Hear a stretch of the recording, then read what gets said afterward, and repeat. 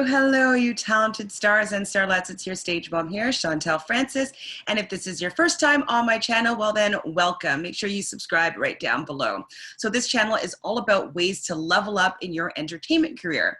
And today is Sunday, so it's Sunday school. And right now we are working through The War of Art by Stephen Pressfield. So we're going to talk about pages 26 to 37. So the first concept that he kind of talks about, it's all going to be about resistance, of course, but it's like he's showing us different ways that resistance kind of comes up.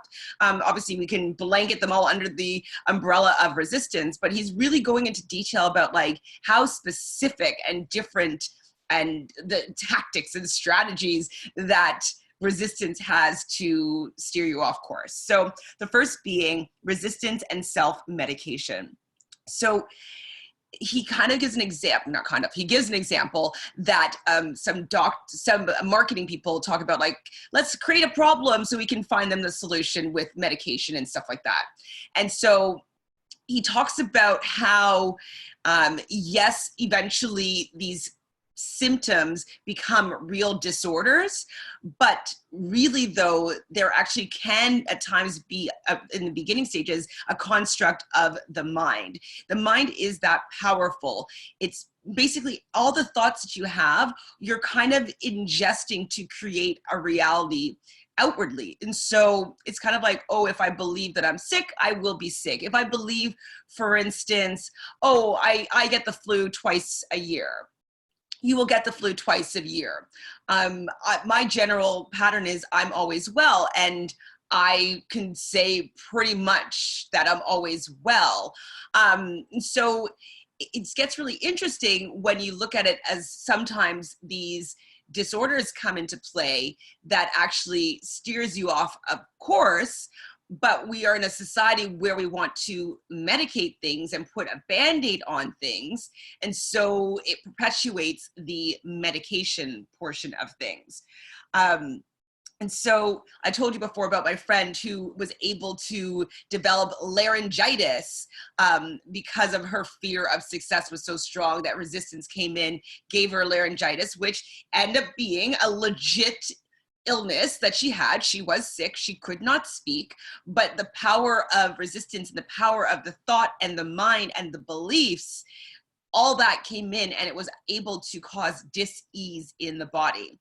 And so it's really important that we look at when we're medicating. Sometimes we medicate too early and we don't allow ourselves to feel the feelings. Why are we feeling this thing? Why are we having anxiety? Why are we depressed?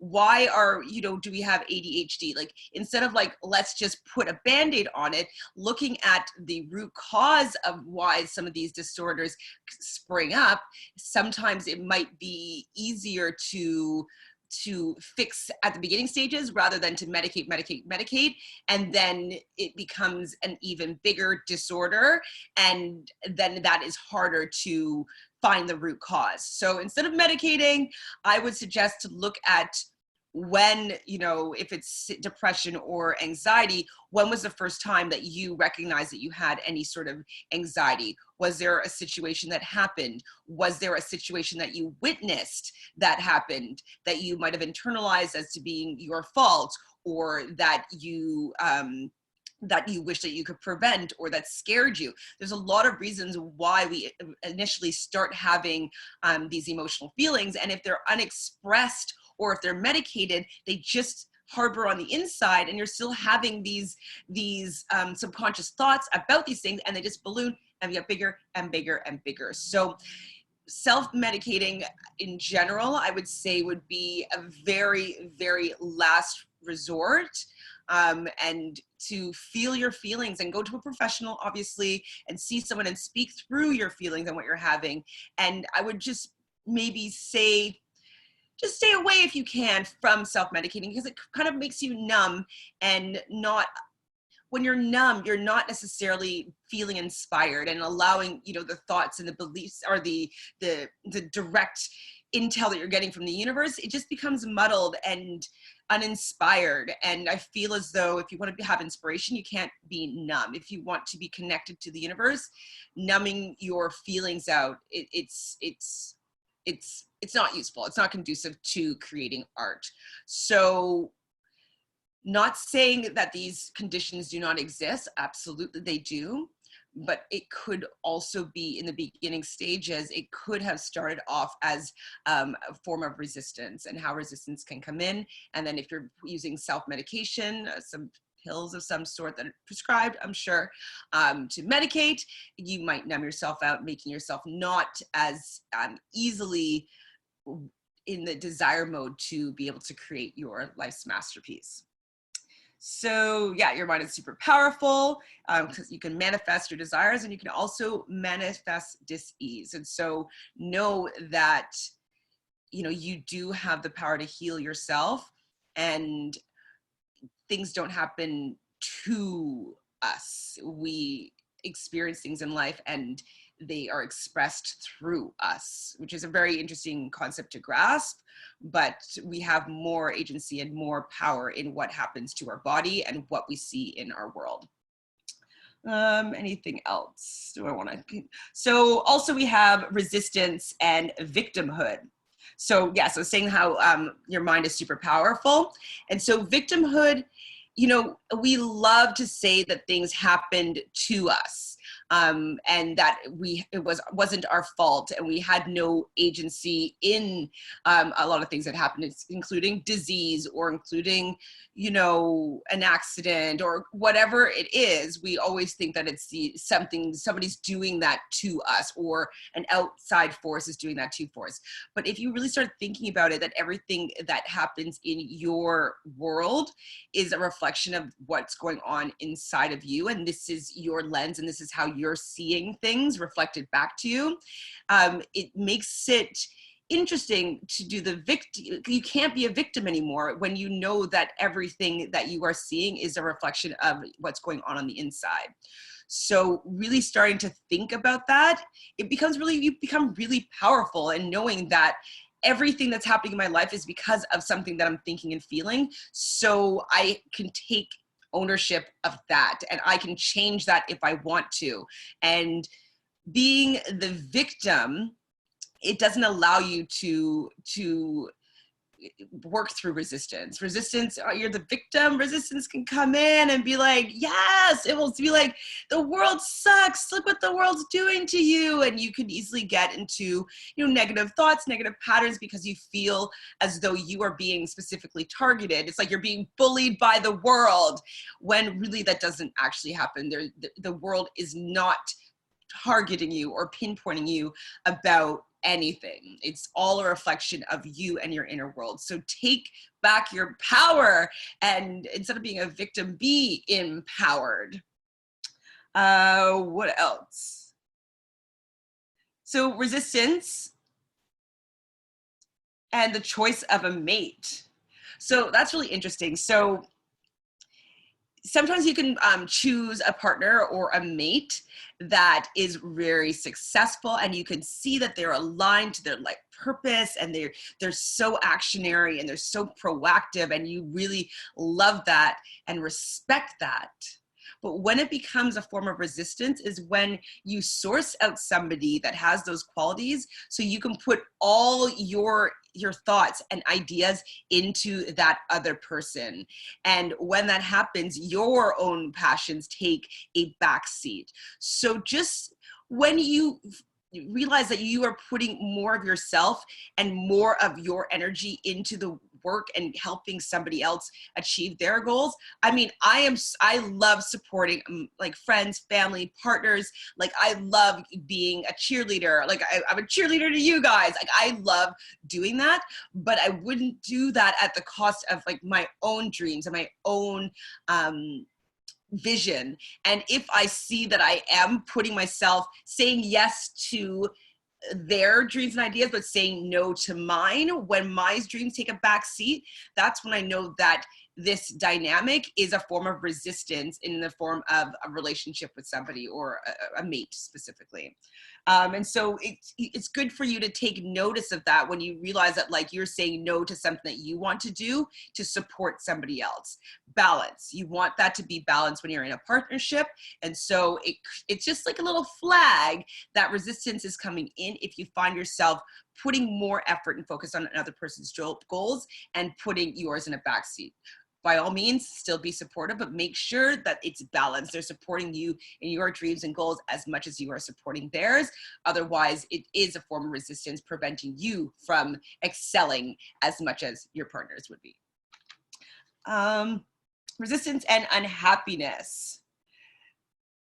So, you know, when you're bored and you're restless and you feel unsatisfied, and, you know, there's nothing that you can do, and you're just, I would call it like maybe miserable, you know, when you just can't get motivated, that is 100% resistance coming in as a form of laziness.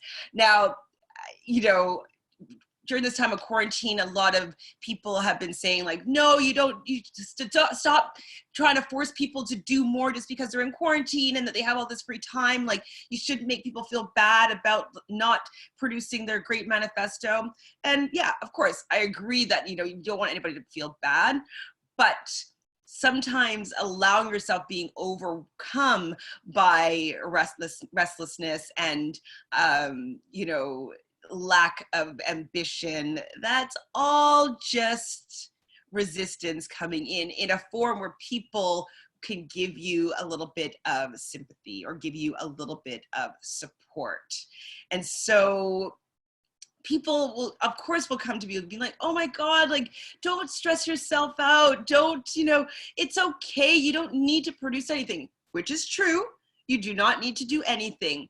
But just recognize that it's possible that you're having these feelings and you're getting outward support of people for having these feelings can at times be a form of resistance coming in to make you not feel inspired or motivated to continue your great work. So I'm not saying for you to do anything that you don't want to do. If you feel uninspired, feel uninspired. That is all. Like, you are more than welcome to feel that way. But just saying, recognize that it could possibly be resistance that is using that as a tactic to make it okay for you not to continue pursuing something that's bigger than you, something that is amazing. It's just a way that it comes, and resistance is just really sneaky. He finds every way to make it okay for you to not complete your greatest work. So don't allow resistance to take you on.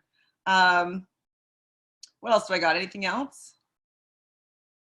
Okay, the last one is resistance and fundamentalism. And so that one's actually really interesting. So fundamentalism is kind of talking about people that are really supportive of a belief or really supportive of a value, usually like a religion or an ideology, like a dogma. Like, it's something that is so like, there's no other way than this way. And so when people have that be in form of resistance, it's kind of like they aren't even allowing any other inspiration or inspired thought to come in because they're so set on their ways. And so just take a look at if you have any very strict and very firm beliefs that aren't malleable. You know, there's so many perspectives. There's billions and billions of perspectives in this world. And so to have one very firm ideology of how things are supposed to be and how things are supposed to work is definitely a way that resistance is going to come in and work through you, because you will stop hearing other thoughts, other ideas, other perspective. They don't exist. And so it's completely blocking you from being, as I said before, inspired to do your great work. It might, you know, come in forms of that the devil's work, or that is, you know, it's not in alignment with God's message or whatnot.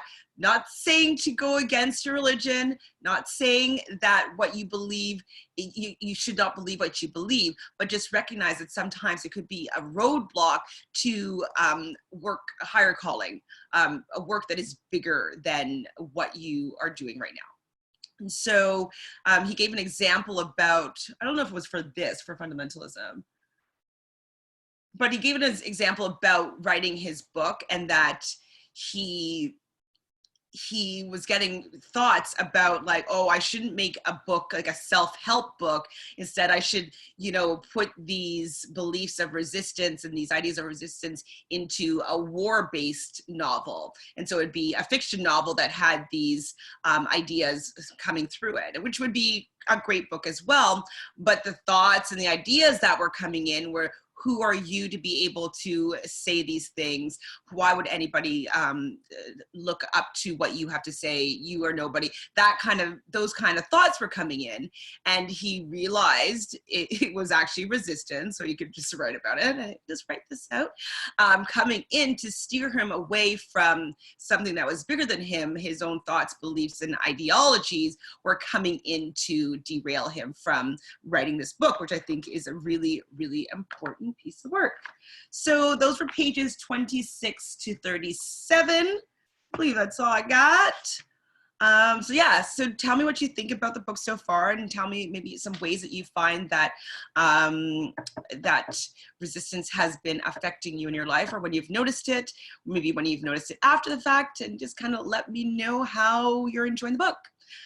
So I hope you're having a great Sunday. Make sure you subscribe right down below, hit that like button, ring that bell so you can get your daily notifications of my videos. And as always, I will see you in the spotlight. Take care.